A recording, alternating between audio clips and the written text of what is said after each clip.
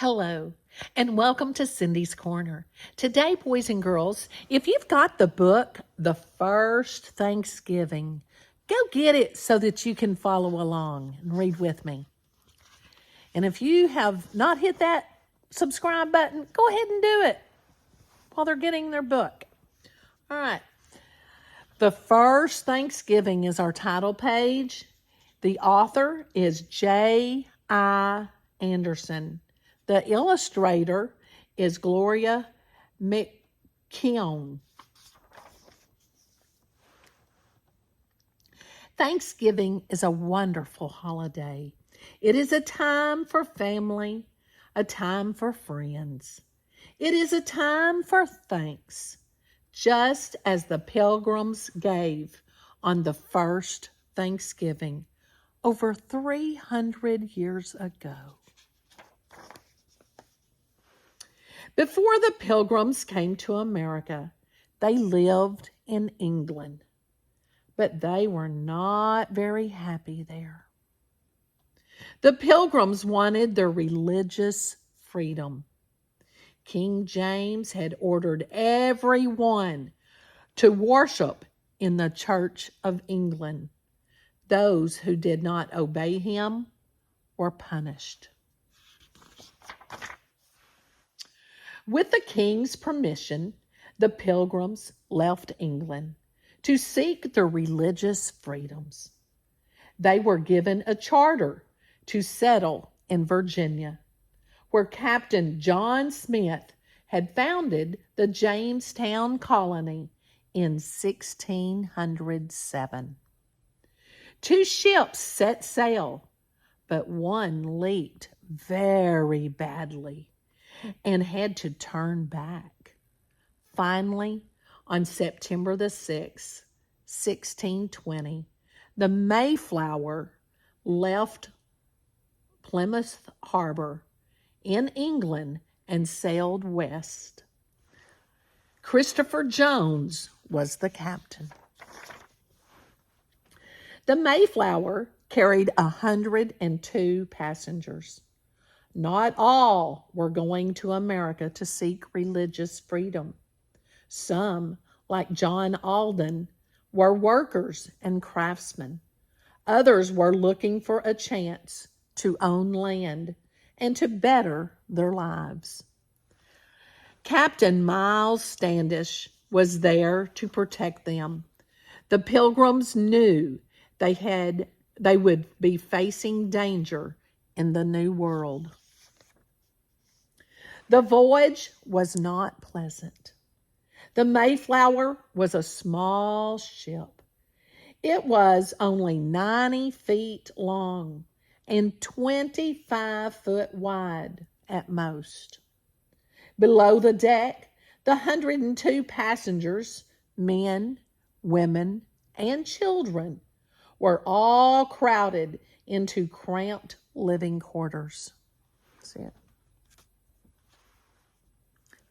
The ship's cargo areas were also crowded.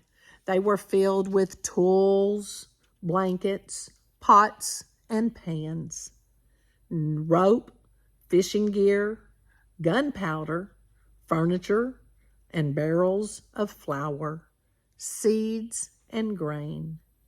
The Pilgrims would need all these things for their start in the New World.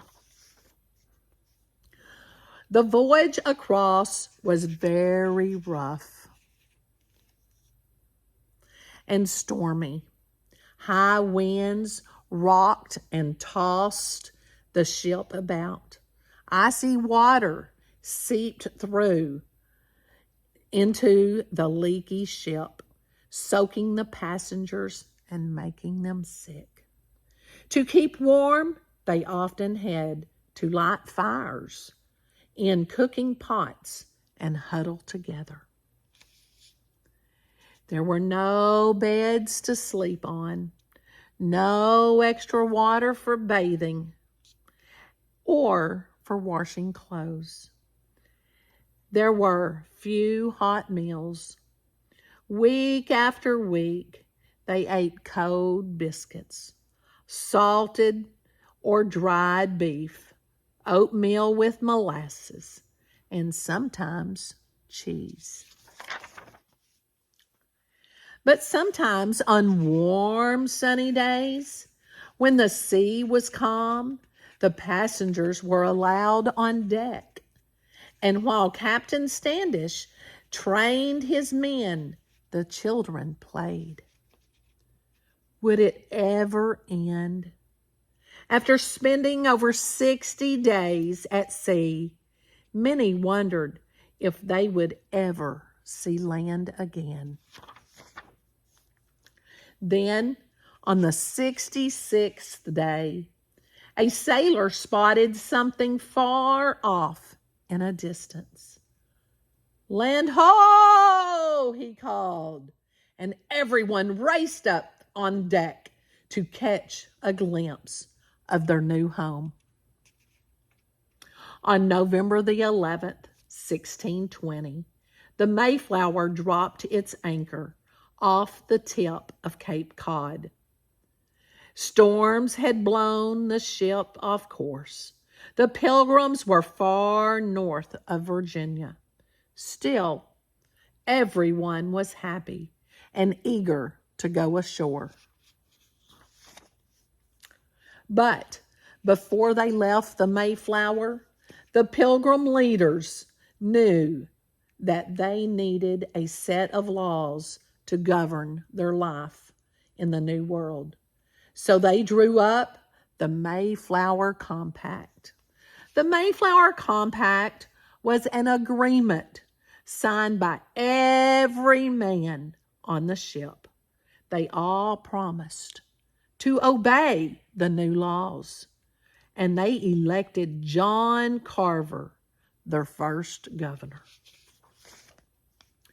Then, before anyone could go ashore, Governor Carver sent Captain Standish and several other men to explore the coast to find a good place for their settlement.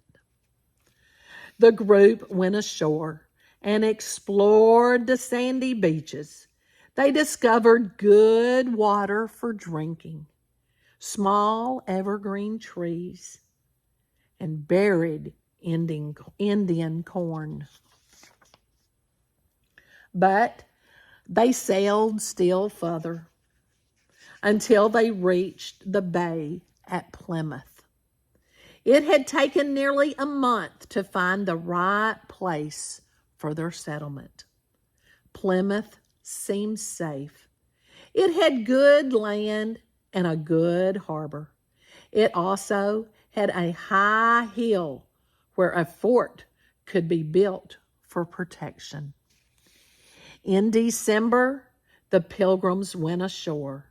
This would be their home. Now, there was work to be done. It was winter, and they wanted to build their houses quickly.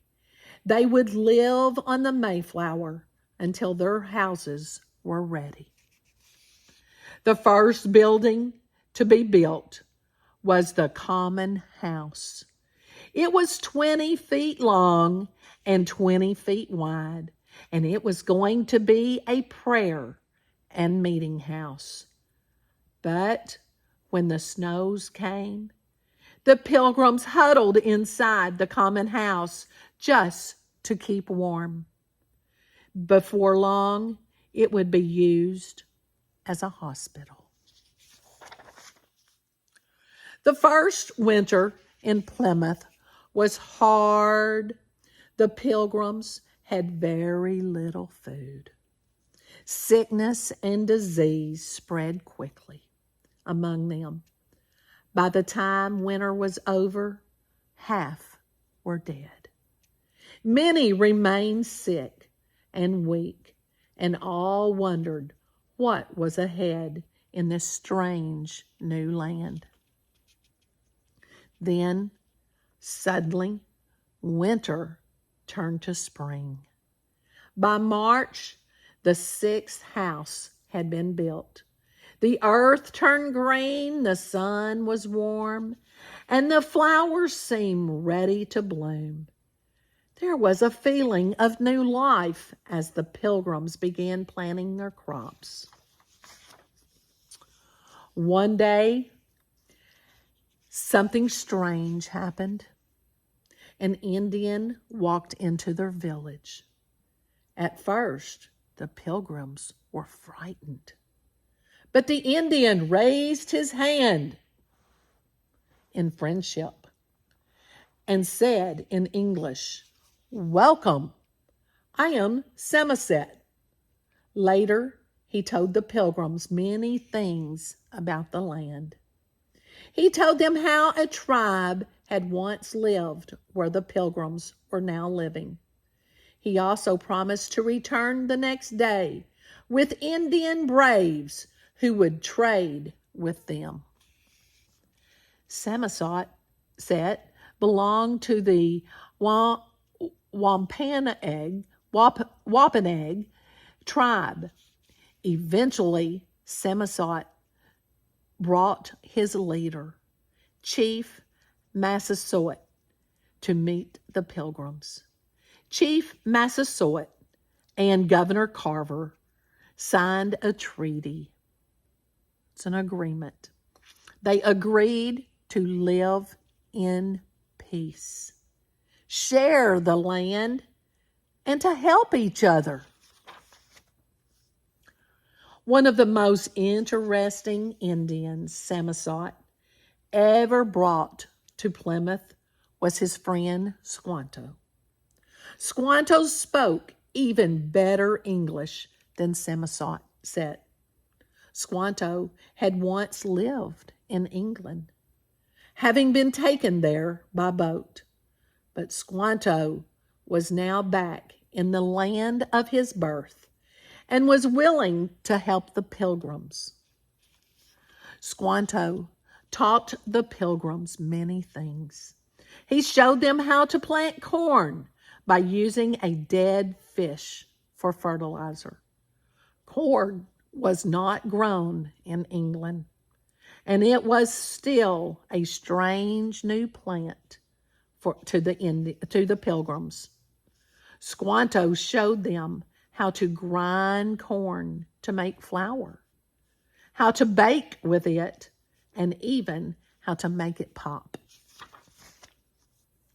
Squanto also showed the pilgrims how to hunt with a bow and arrow. He showed them berries and nuts in the forest that were safe to eat. He taught them where to dig for clams, where to catch lobster, and where to fish for cod, trout, and eels. Squanto came to live with the pilgrims at Plymouth. That spring, when Captain Jones sailed back to England on the Mayflower, he wondered what their fate would be. Fortunately, with Squanto's help, they would be able to survive the New World. All spring and all summer, the pilgrims worked hard in the fields. In the autumn of 1621, they harvested their crops. It was a good harvest. Now, there would be plenty of food to help them survive the coming winter. In October, William Bradford, the new governor, called everyone together. "God has been good to us," he said. "Let us give thanks." Everyone began to prepare for a big feast of Thanksgiving. The women worked for days baking and cooking. The men went into the forest to hunt wild turkey, and the boys fished for trout in cool, clear streams. Everyone had a job to do. Young children dug for clams on the beach. Others worked in the kitchen, and still others picked berries and nuts and gathered firewood. The Pilgrims did not forget to invite their friends, the Indians. Squanto led Chief Massasoit, Samoset, and 90 Wampanoag braves to Plymouth. The Indians brought 5 deer to add to the feast. And what a great Thanksgiving feast it was. The Pilgrims wore their best clothes. All kinds of tasty foods were set on the long tables. There was cornbread, cranberries, turkey, pumpkin, clams, eels, deer, peas, squash, and fish. Some of the foods that the Pilgrims had found in America. The first Thanksgiving celebration lasted for 3 days. There was so much fun and laughter. There were contests and games, dances and races. The Pilgrims did not forget to give thanks on that first Thanksgiving. They thanked God for all that was given to them. A good harvest, good friends, and a good life in America.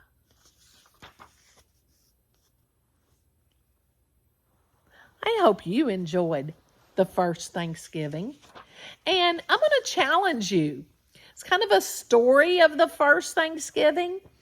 You can get you a little small group of friends, maybe 3 or 4. And y'all come up with your own little act out and act it out for your class or your family. You can do this at home and act out the first Thanksgiving at home during Thanksgiving. I hope you enjoyed this.